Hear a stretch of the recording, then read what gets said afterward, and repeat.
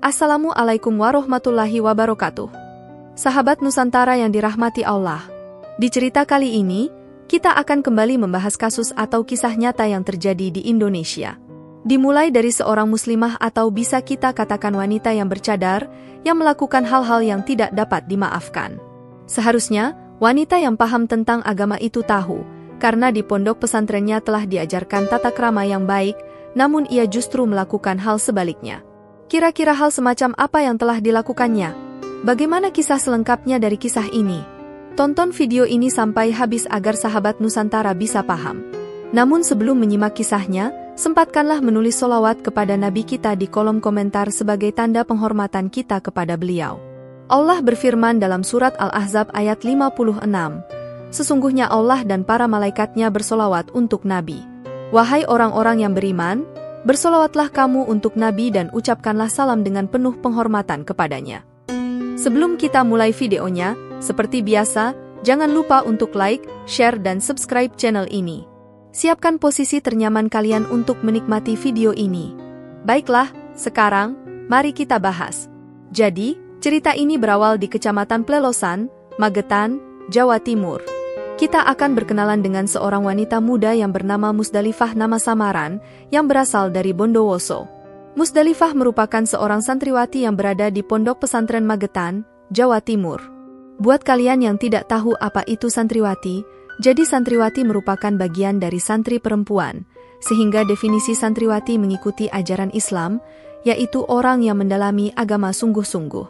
Musdalifah, yang berasal dari Bondowoso, telah melakukan apa yang dilarang oleh agama manapun.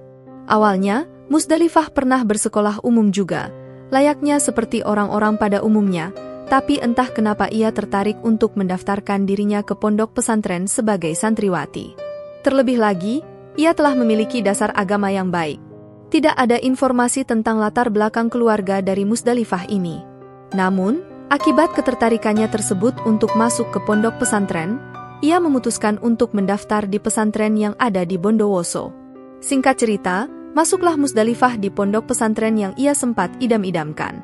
Di sana, ia telah belajar ilmu agama, mengenal banyak orang bercadar juga, dan berkenalan dengan teman pesantrennya.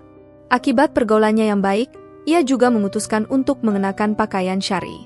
Awalnya, ia sempat kesusahan karena itu pertama kali baginya, namun seiring berjalannya waktu, kini Musdalifah terbiasa dan telah mengenakan cadar secara utuh.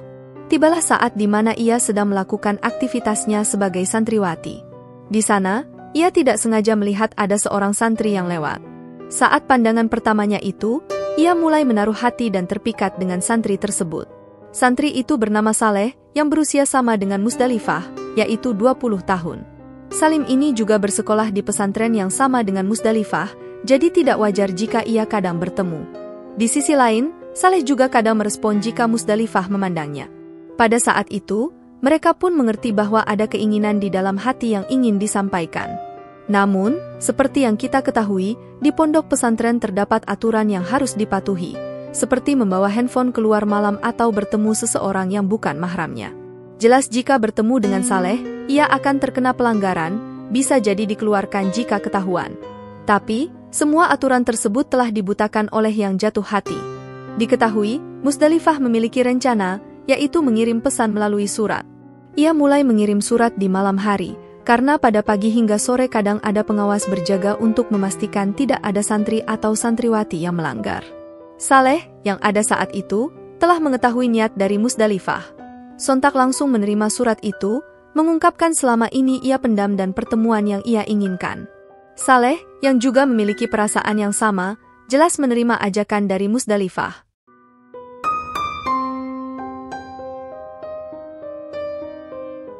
Tibalah waktu di mana mereka bertemu diam-diam saat malam tiba. Saat pertemuan, mereka pun saling melimpahkan perasaan yang telah mereka pendam. Setelah lama bercerita satu sama lain, keduanya pun saling menyatakan perasaannya. Ketika menyatakan perasaannya, mereka pun setuju untuk menjalin hubungan. Sejak mereka pacaran, hubungan mereka berjalan dengan mulus. Keduanya pun mulai merasa ada yang kurang di dalam hubungannya. Saleh, yang paham betul tentang apa yang kurang di dalam hubungannya dengan Musdalifah, menyarankan sesuatu. Bagaimana tidak, Saleh menyarankan ingin berhubungan badan dengan Musdalifah. Sontak, Musdalifah kaget dengan pernyataan dari pacarnya. Akan tetapi, Musdalifah juga ingin karena penasaran dengan rasanya. Terlebih lagi, ia juga telah cinta dengan Saleh. Ia pun menyetujui saran yang diberi sang pacar. Lantas, keduanya pun akhirnya berhubungan layaknya suami istri.